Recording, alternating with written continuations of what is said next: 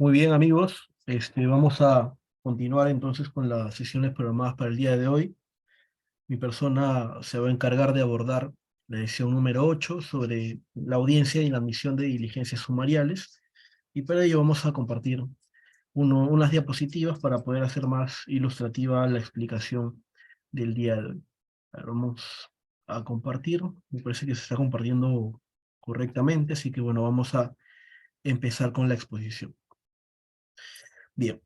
Bueno, a manera de introducción, y antes de poder empezar con el fondo de esta explicación de la audiencia, por supuesto que vamos a abordar el día de hoy sobre inadmisión de diligencias sumariales, quisiera resumir en breves palabras lo que vamos a abordar, ¿no? Lo que vamos a desarrollar en el decurso de esta explicación, con el propósito de que yo pueda hacer más sencilla su explicación y en palabras didácticas, en palabras más fáciles, por así decirlo, podríamos decir que la audiencia de inadmisión de diligencias sumariales es aquella mediante la cual la defensa técnica u otra parte procesal que no sea fiscalía acude ante el juzgador, ante el órgano jurisdiccional, juez de garantías, a efectos de que se les respete su derecho a la igualdad de armas y el derecho a la defensa, ¿no?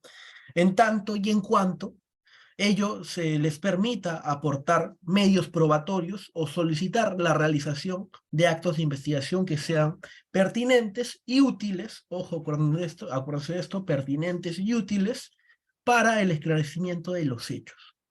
Ello a manera de resumen, ya que en el decurso de esta explicación vamos a analizar mucho más a detalle esta audiencia, ¿no?, que estamos abordando. En principio quisiera empezar brindando algunos alcances que considero que son importantes para poder abordar ese tema que nos importa, ¿no? Entonces vamos a ir poco a poco inmiscuyéndonos más en la audiencia y en la misión de diligencias sumariales, pero sin omitir ciertos detalles que considero yo que son relevantes para que pueda entenderse mejor la explicación. Entonces vamos a partir por explicar en principio los roles que tiene la Fiscalía, el Ministerio Público como órgano acusador, ¿no? Vamos a abordar entonces algunos roles que tiene el representante de la legalidad en una investigación. En principio, el Ministerio Público es considerado por el artículo 158 de la Constitución Política del Perú, nuestra Carta Magna, como un órgano autónomo de derecho constitucional, lo que significa un órgano propio y distinto de naturaleza pública, que no depende de poder alguno o de otra institución estatal, y que por imperio del artículo 159 de la Carta Magna es el encargado de promover la acción de la justicia en defensa de la legalidad y de los intereses tutelados por el derecho. Es de allí que se le llama el persecutor de la legalidad. Entonces, el fiscal, como funcionario público, defensor de la legalidad, también llamado así, y titular de la persecución penal, debe actuar en el proceso con independencia de criterio. Y esto le va a permitir, por supuesto, evitar y rechazar cualquier tipo de influencia en sus decisiones, de intromisiones indebidas. Y sus actos los realiza con base a criterios objetivos, de los elementos de convicción que examinados críticamente le permiten formular acusaciones o de lo contrario solicitar el sobreseimiento. Entonces, la base normativa que regula la actuación del representante de la legalidad son la Constitución y la ley. Y además debe ceñirse a las directivas o instrucciones de carácter general que emite la Fiscalía de la Nación, que sean compatibles con la Carta Política y el respeto de los derechos fundamentales. Ahora bien, por el principio acusatorio, Fiscalía conduce la investigación preparatoria, eso lo sabemos todos. Fase en la que practicará u ordenará practicar los actos de investigación que correspondan al caso concreto a efectos de reunir las evidencias que le permitan tener una causa probable. Entonces debe indagar no solamente las circunstancias que le permitan comprobar la imputación, sino que bajo la regla de objetividad le corresponde tener en cuenta aquellos datos que sirvan para eximir o atenuar la responsabilidad del imputado. Ya esto se refiere cuando se señala que el fiscal no solamente debe reunir la prueba de cargo, sino también la de descargo. En esa misma línea, el fiscal, bajo las reglas de necesidad, proporcionalidad, temporalidad, legalidad, podrá solicitar al juez las medidas cautelares necesarias cuando corresponda a efectos de garantizar la eficacia de la investigación. También está facultado para intervenir permanentemente en el desarrollo del proceso, ¿no? Siendo el titular de la persecución penal, representando a la sociedad en juicio, como también puede interponer los recursos y medios impugnatorios que correspondan. Pero básicamente todas estas funciones que, bueno, estamos señalando, y bueno, que faltan señalar muchas más, porque tienen varias funciones el representante de la legalidad, todas estas funciones y atribuciones que tiene Fiscalía, las pueden encontrar si es que revisan los artículos 60, 61, 65 y 66 del Código Procesal Penal, o las directivas del Ministerio Público, ¿no? Y en ese sentido, como pueden ver, una de las funciones que tiene el representante de la legalidad, y aquí está resaltado como rojito en la diapositiva, una de las funciones que tiene el representante de la legalidad es realizar actos de investigación durante la etapa de investigación preparatoria. Ojo, realizar actos de investigación. Función de la Fiscalía, que también se desprende del artículo 337, numeral 1 del Código Procesal Penal, conforme veremos en un momento.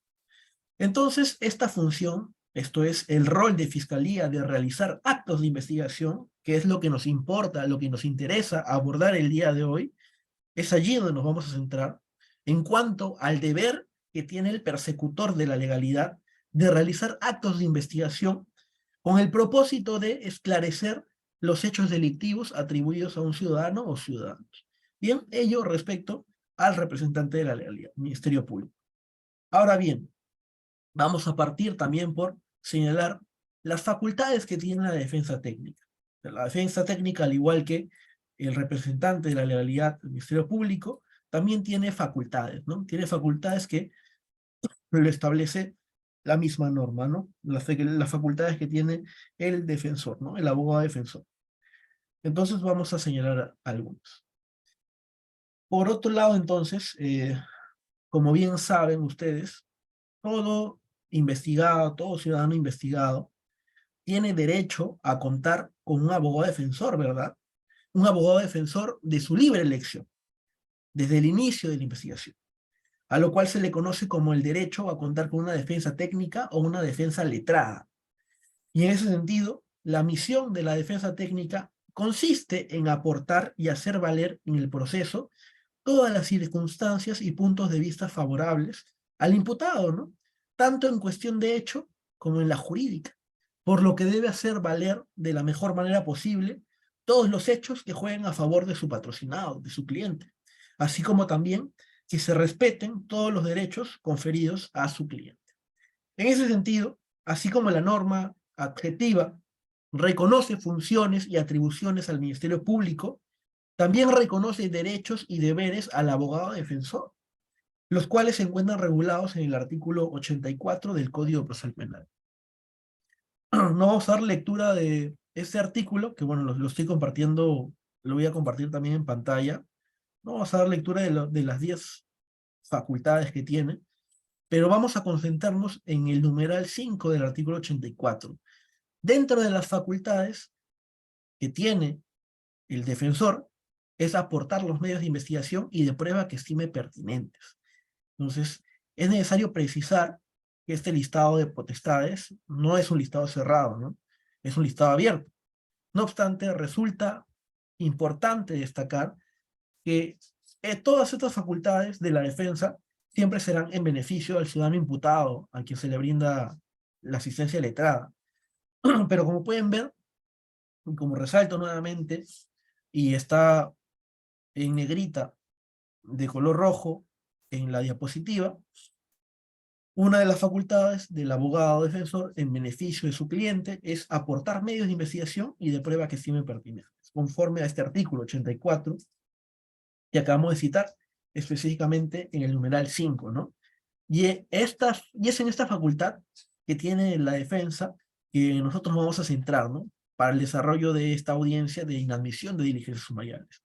Entonces es importante mencionar que la facultad que tiene el abogado defensor de solicitar actos de investigación y aportar medios de prueba se desprende del principio de igualdad de armas que le asiste a todo ciudadano investigado. ¿Qué es entonces el principio de igualdad de armas? Concentrémonos un momento allí antes de aterrizar al tema. ¿Qué es el principio de igualdad de armas? Este principio básicamente consiste en que en un proceso penal existe una confrontación entre acusador y acusado, por lo que el choque de posiciones debe implicar que ambas partes puedan estar igualadas respecto a los medios de defensa que emplearán. En ese sentido, el juez debe de garantizar que esta igualdad se cumpla. Pues si es que el suelo no estuviese parejo, si el suelo no está parejo, no está en igualdad de condiciones, no solo se afectaría al acusado, sino se estaría afectando al proceso mismo, al proceso penal. Y bajo esa lógica, la institución que debe garantizar la igualdad de armas es el Poder Judicial, ¿no? No obstante, pese a que el Ministerio Público es parte o sujeto procesal, este también debe sujetarse a la regla de objetividad y permitir que en la etapa de investigación preparatoria el investigado pueda hacer los descargos necesarios, garantizando su derecho a oponerse a la imputación inicial, ¿no? Y en ese sentido, los sujetos procesales deben estar equipados con medios de defensa técnicos en paridad, ¿no? En igualdad. Y esto no se cumple si es que la fiscalía tiene mayores facultades que el imputado, ¿no?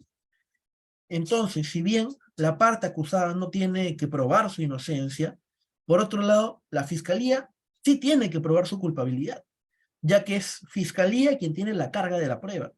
Sin embargo, al actuar con objetividad, debe también valorar las pruebas de descargo, debe valorar las pruebas de descargo que favorecen al imputado.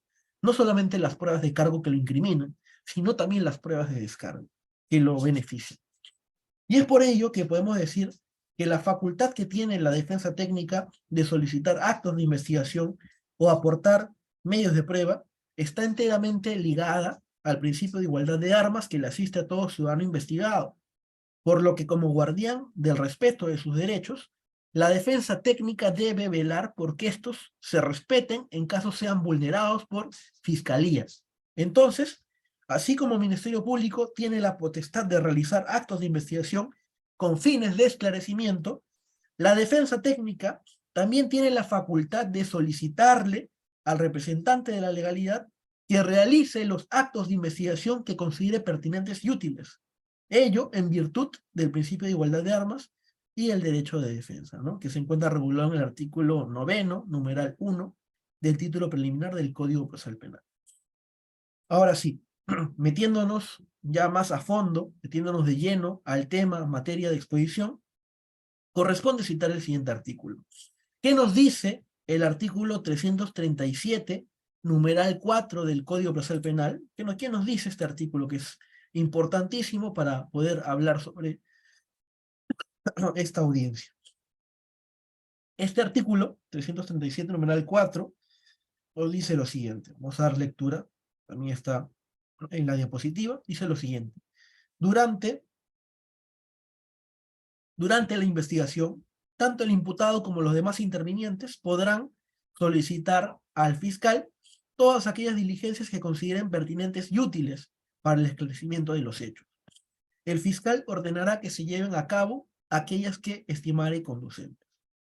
Al respecto, amigos, como hemos señalado anteriormente, la dirección de la investigación preparatoria se encuentra a cargo de fiscalía, ¿no? No obstante, ello no significará una actuación unívoca y personal, toda vez que la ley ha previsto que durante la investigación, tanto el imputado como los demás intervinientes tienen la posibilidad de solicitar al fiscal la realización de diligencias, siempre y cuando dichas diligencias sean pertinentes y útiles para el esclarecimiento de los hechos, claro está. Y ello resulta ser de mucha importancia y utilidad, ya que se encuentra fundamentado en el principio de igualdad de armas, no siendo un detalle menor que el imputado o las partes puedan solicitar la actuación de diligencias, debido a que ciertamente los fiscales deben actuar con imparcialidad, ¿verdad? Con objetividad. Sin embargo, ello no sucede siempre, no sucede siempre ello, sino que existe la posibilidad de que Fiscalía, el representante de la legalidad, pueda partir de un punto parcializado, ¿no? Como ocurre muchas veces. Y por esas razones, cuando la norma faculta a las partes a solicitar diligencias, en el fondo lo que está haciendo es resguardar derechos fundamentales y garantizar el debido proceso.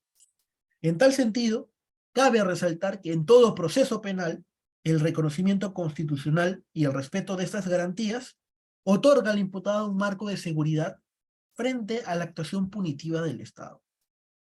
Ahora bien, como pueden ver en este artículo que hemos hecho mención, se establece que las diligencias solicitadas por el imputado a través de su abogado defensor u otras partes intervinientes deben ser pertinentes y útiles para el esclarecimiento de los hechos.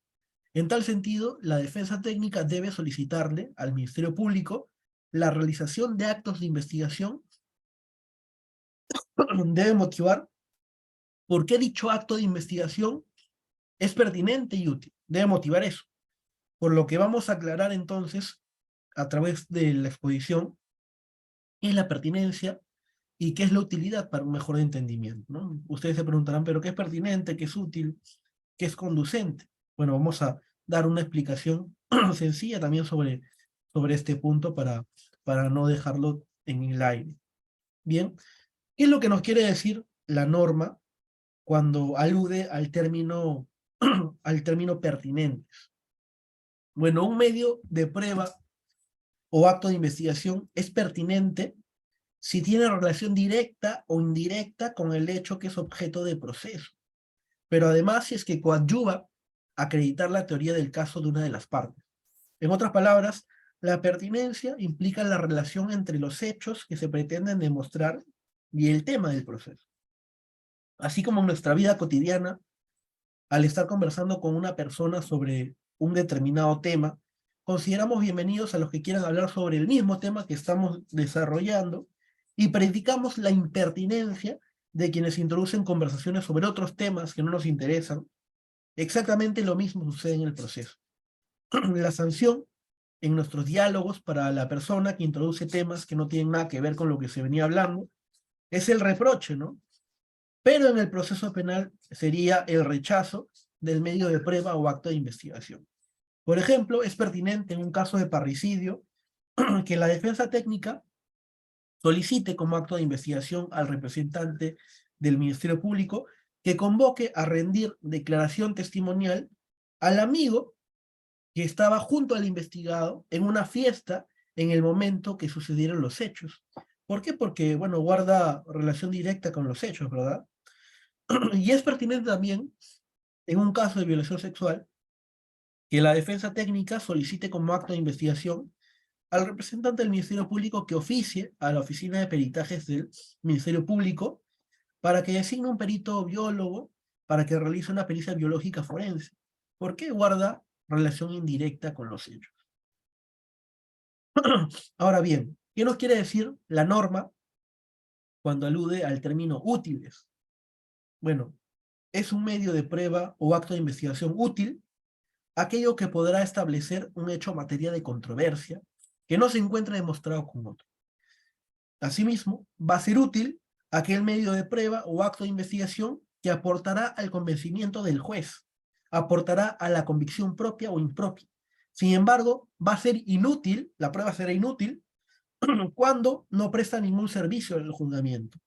Una expresión de prueba inútil es aquella que pretende acreditar algo que ya está acreditado con otros medios de prueba, a lo que llamamos prueba sobreabundante.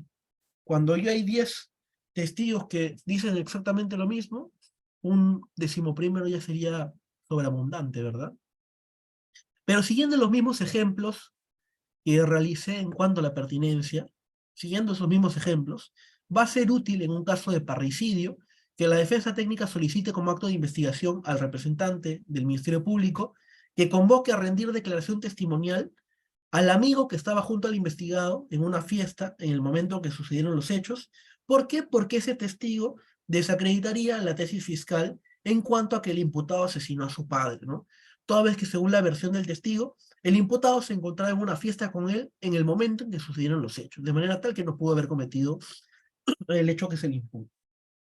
Y será útil también, bajo el ejemplo anterior, en un caso de violación sexual, que la defensa técnica solicite como acto de investigación a Fiscalía que oficie a la Oficina de Peritajes del Ministerio Público para que designe un perito biólogo para que realice una pericia biológica forense. ¿Por qué? Porque con la realización de dicha pericia se podrá demostrar que no había manchas de sangre ni restos de semen en la sábana en la cual se cometió la agresión sexual. Entonces eso abona a la tesis de la defensa técnica. Entonces, habiendo aclarado, amigos, en qué consistiría la pertinencia y utilidad, las cuales ya hemos dicho que debe motivarse su concurrencia ante un eventual pedido de la defensa técnica a Fiscalía de realizar actos de investigación, esto es, debe explicarse el porqué de su cumplimiento, por qué el acto de investigación solicitado es pertinente y útil, ¿no? Cabe realizarnos entonces también la siguiente pregunta, la siguiente interrogante. La defensa técnica también debe motivar la conducencia del acto de investigación solicitado. La respuesta es que no, puesto que la norma solamente exige que la defensa técnica motive únicamente la pertinencia y la utilidad. La conducencia no. Sin perjuicio de ello, sin perjuicio de ello, es necesario precisar que lo que sí establece la norma es que será potestad de Fiscalía evaluar si es que el acto de investigación solicitado es conducente. Pero usualmente este requisito siempre se cumple, pero para no dejarlo al aire, mm, hagamos la pregunta, ¿qué es la conducencia? Bueno, básicamente la conducencia involucra la idoneidad legal que tiene una prueba para demostrar determinado hecho. Es una comparación entre el medio probatorio y la ley, a fin de saber si es que el hecho se puede demostrar en el proceso, con el empleo de ese medio probatorio. Por ejemplo, dos ejemplos muy sencillos. La única forma de que se conozca la información que puede brindar un testigo es a través de ¿qué? De su testimonio. La única forma de que se conozca que una agraviada presente lesiones en la zona genital es a través de ¿qué? De una evaluación médico-legal. Y en esa misma línea, la única forma de que se conozca el contenido de un documento es a través de ¿qué? De su reproducción o visualización. Bien. Sin embargo, como ya hemos señalado, no se le exige a la defensa técnica acreditar la conducencia para solicitar a la Fiscalía la realización de actos de investigación.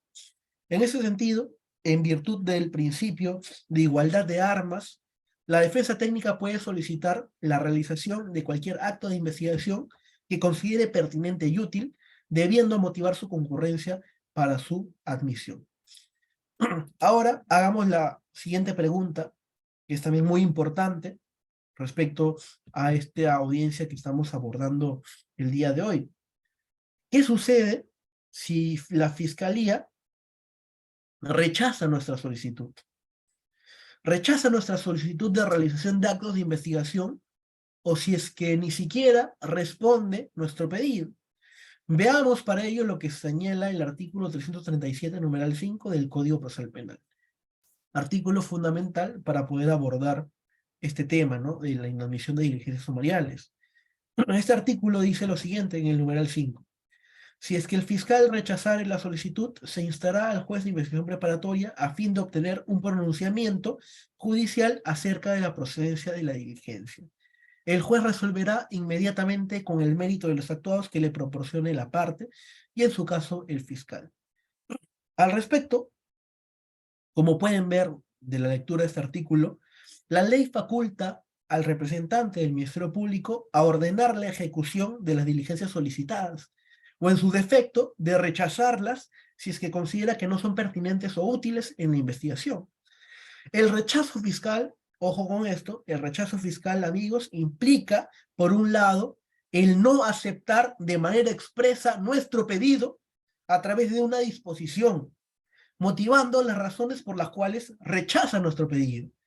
Mientras que, por otro lado, este rechazo fiscal también alcanza el hecho de no pronunciarse respecto a nuestro pedido, es decir, dejar incontestada nuestra solicitud de realización de actos de investigación. Omite pronunciarse al respecto.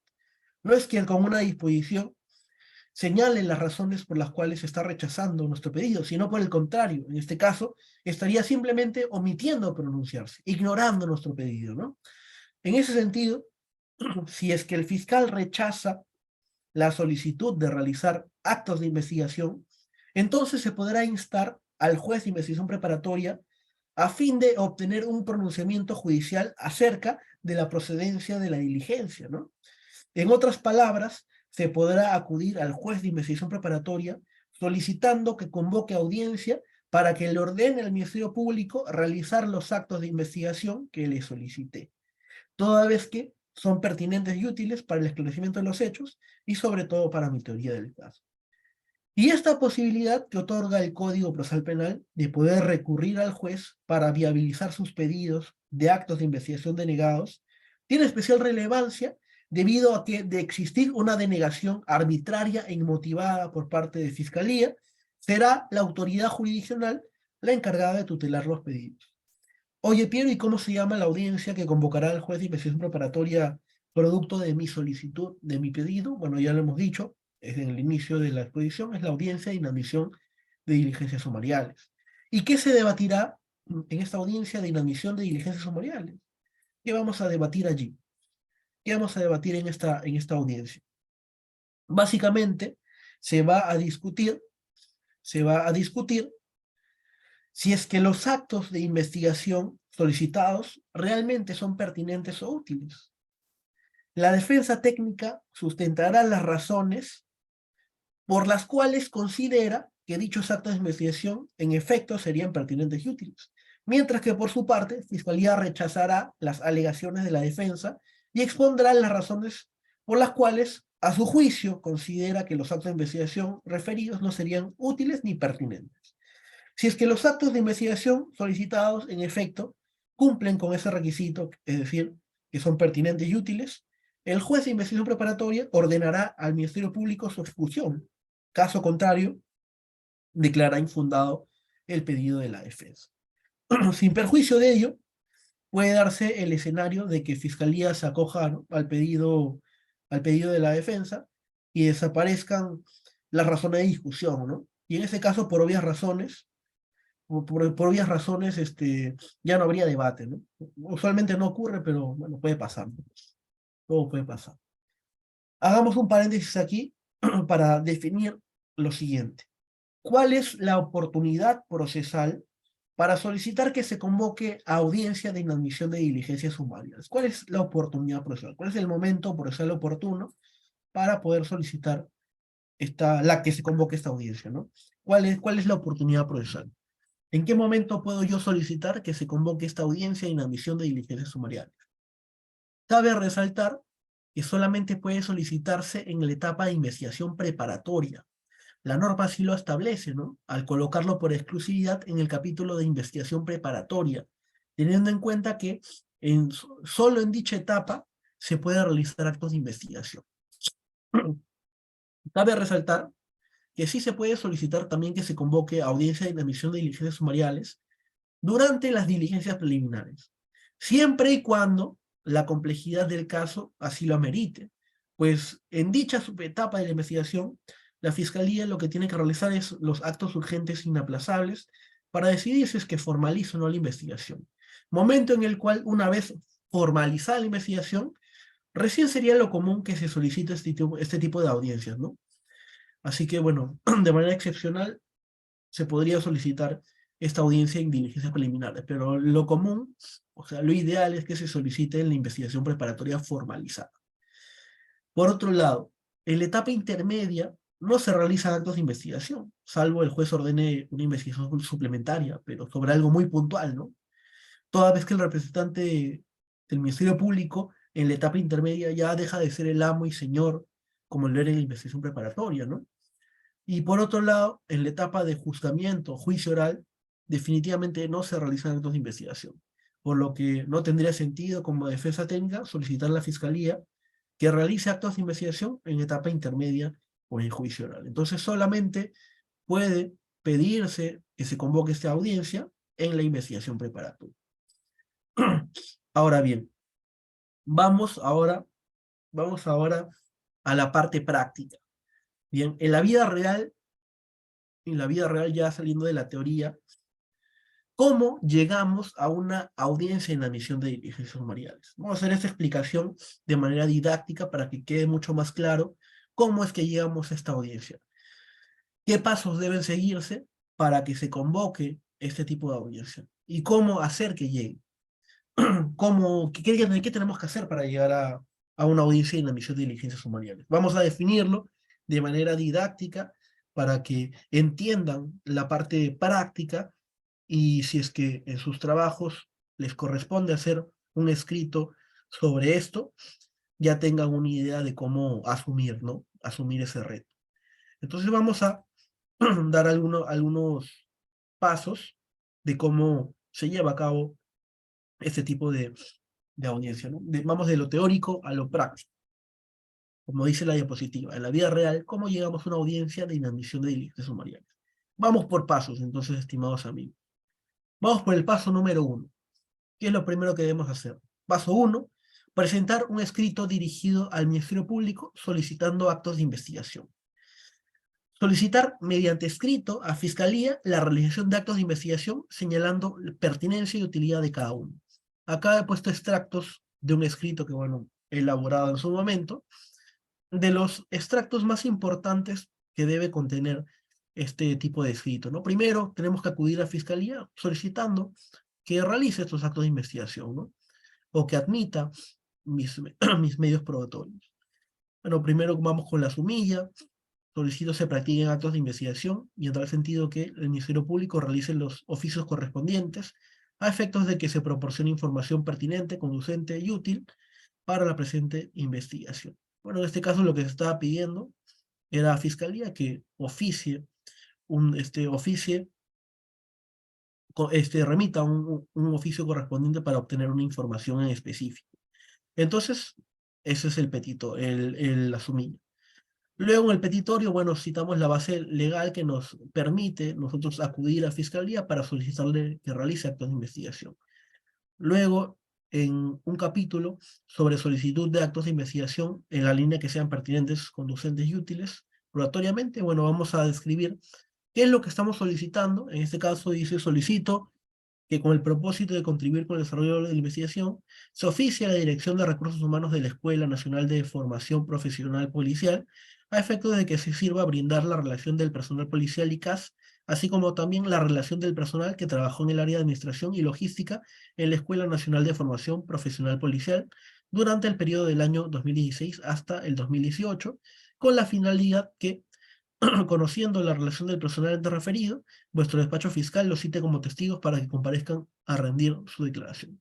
Entonces, este acto de investigación que se está solicitando tiene un propósito, ¿no? Y nosotros vamos a describir cuál es la pertinencia y cuál es la utilidad de este acto de investigación que estamos solicitando. Bueno, acá hemos puesto también la conducencia de IAPA, pero en realidad no es necesario conforme ya lo hemos explicado. Entonces vamos a describir la pertinencia y utilidad. Hecho ello, pues concluiremos con la misma pretensión, ¿no? Que hemos señalado al inicio del escrito. Eso para poder empezar, ¿no? Ese es el primer paso, acudir al fiscal. O sea, la idea no es llegar siempre al juez, ¿no? Para que convoque ese tipo de audiencia. La idea es de que tú le pidas al fiscal y que el fiscal lo haga. Bien, esa es la idea. Bien, si es que seguimos los parámetros que establece nuestra norma objetiva. Sin embargo, si es que no nos hace caso, si es que omite pronunciarse, bueno, vamos a activar los mecanismos para poder llegar a la audiencia de inadmisión de diligencias sumariales. Entonces, presentado nuestro escrito, vamos al siguiente paso. Vamos al siguiente paso. El paso 2 sería esperar el rechazo o la omisión de pronunciamiento. Acá pueden ocurrir dos escenarios como ya íbamos anticipando hace un momento.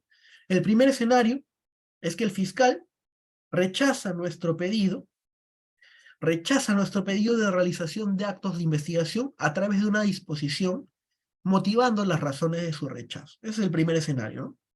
Fiscalía emite una disposición número 10, por ejemplo, pronunciándose respecto a los actos de investigación que nosotros pedimos en nuestro escrito, y bueno, ahí motivará por qué razones está rechazando, por qué razón considera que el acto de investigación solicitado no es pertinente o no es útil. Ese es el primer escenario.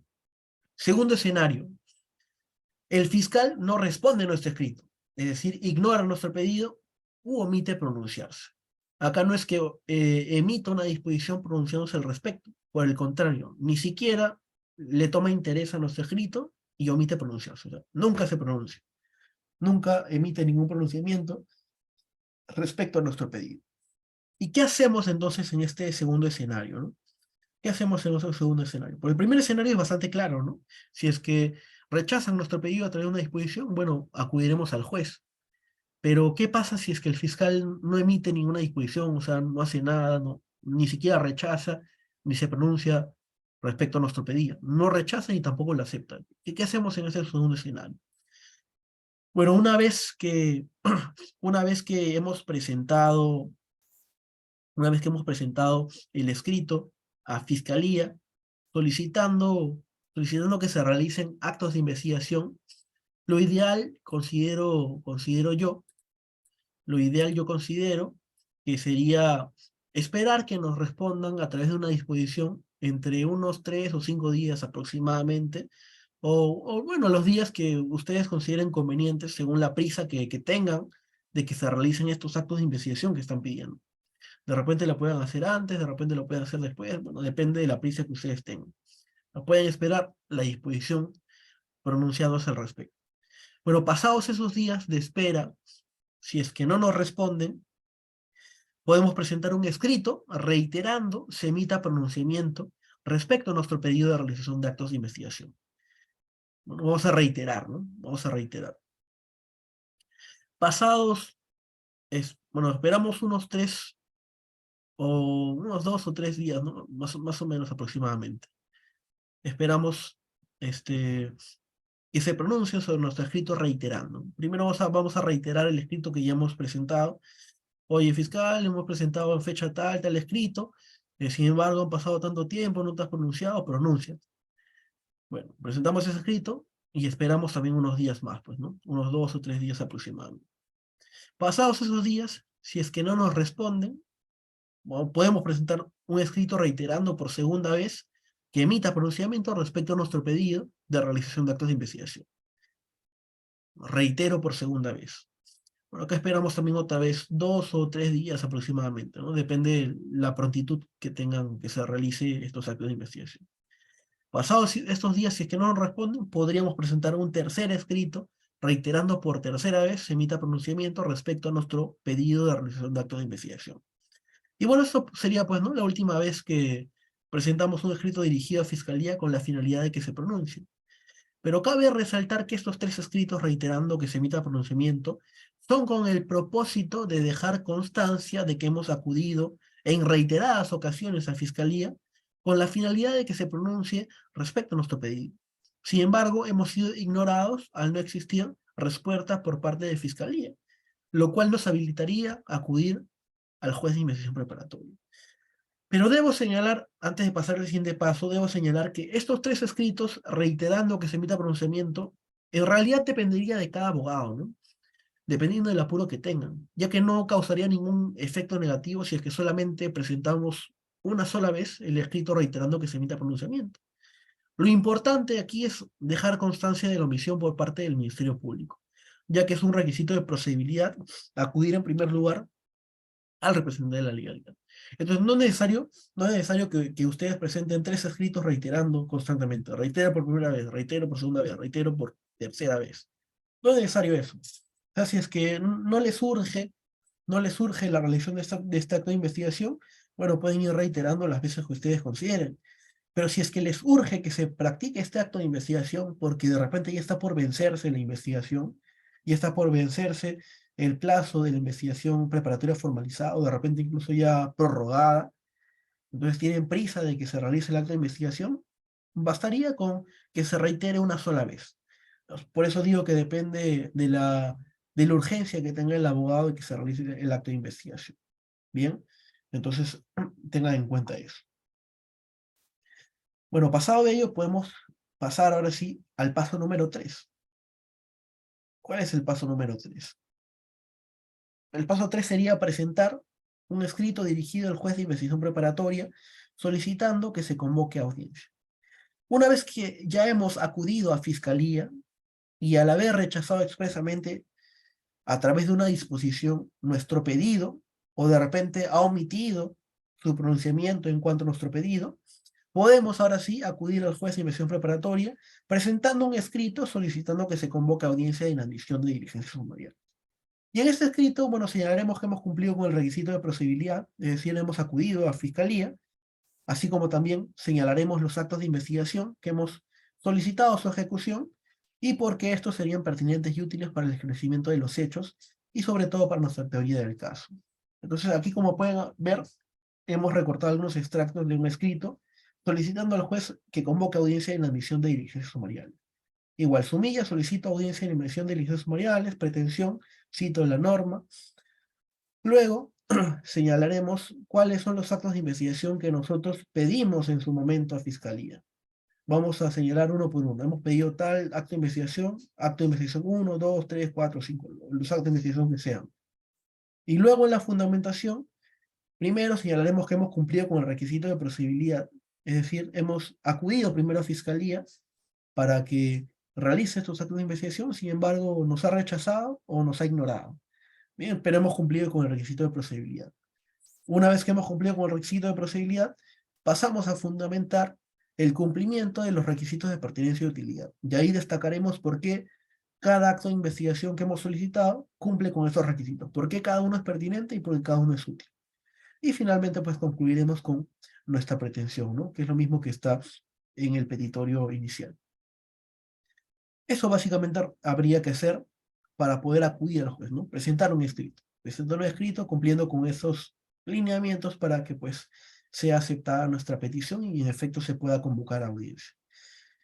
Vamos ahora al paso número 4. El paso número 4 es que ya, bueno, habiendo recibido el juez nuestro escrito, habiendo recibido nuestro escrito y habiendo cumplido con las formalidades, el juez pues procederá a convocar audiencia y la emisión de diligencias sumariales.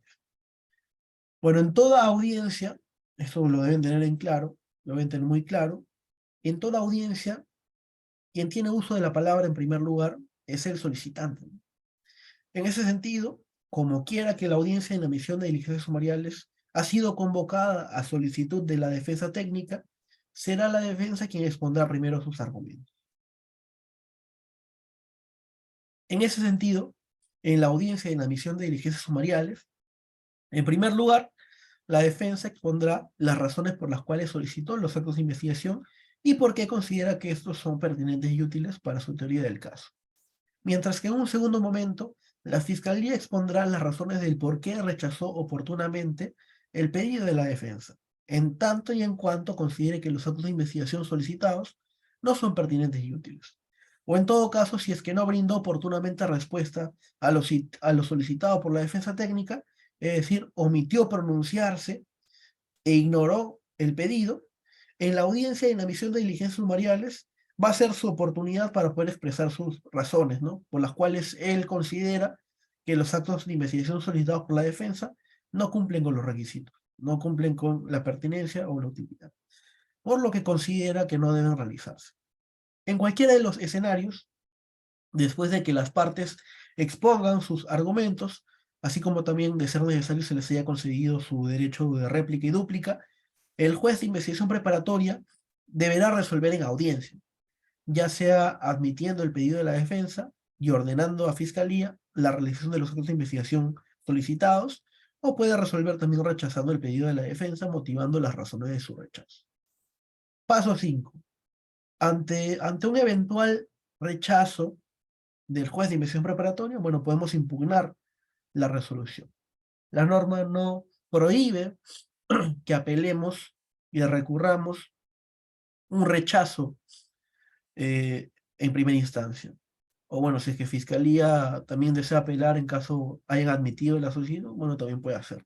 Cualquiera de las partes puede apelar, puede recurrir esta decisión. Entonces, si es que el pedido de realización de actos de investigación es rechazado, se podrá impugnar la decisión vía recurso de apelación.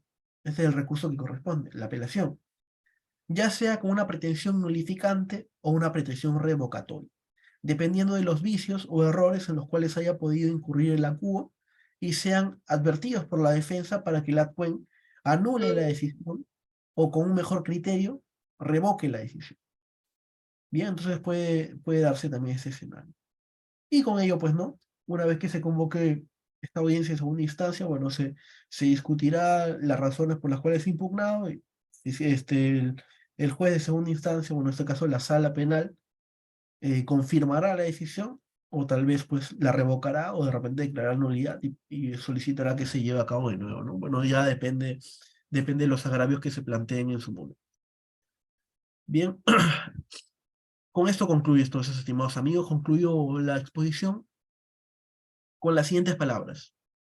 Si bien el fiscal es el amo y señor de la investigación preparatoria y es quien realiza los actos de investigación que considere necesarios para su investigación, por supuesto, como abogados no debemos ser una defensa pasiva.